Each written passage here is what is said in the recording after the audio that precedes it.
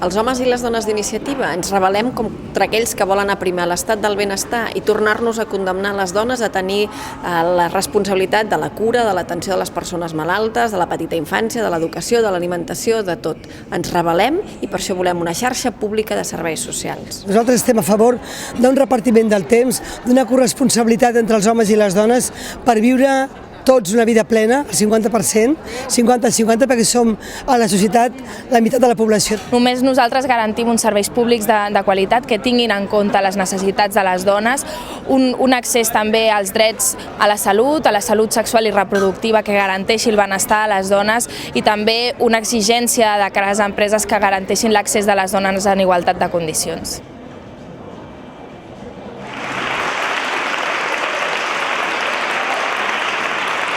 Perquè avui una societat 50-50 el que fa és la dona més lliure. I la dona més lliure perquè es pot realitzar. Però una societat 50-50 els fa a les dones i als homes també més lliures perquè ens permet compartir la cura dels infants, la cura de la gent gran, la vida. Ens permet compartir la vida, que d'això es tracta. Sí que hi ha un model, el del papa, que s'assembla bastant al d'en Mas i el de la senyora Sánchez Camacho. La dona la fa lliure, la feina i la casa. Nosaltres creiem que no, que hi ha un altre model de societat, el model dels drets socials, el del repartiment del temps, el del compartir, la societat del 50-50, on és veritat, som diferents, però també som iguals.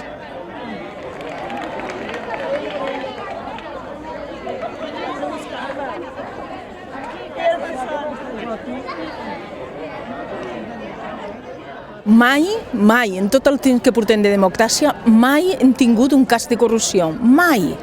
La gent d'Iniciativa Verds i Esquerra Unida és una gent profundament honesta, bona gent, i això és molt important. És un polític que es creu realment que les polítiques de dones han de ser d'esquerres i que han de ser igualitàries i d'arribar amb prestacions socials que ens permetin realment compaginar les tasques socials.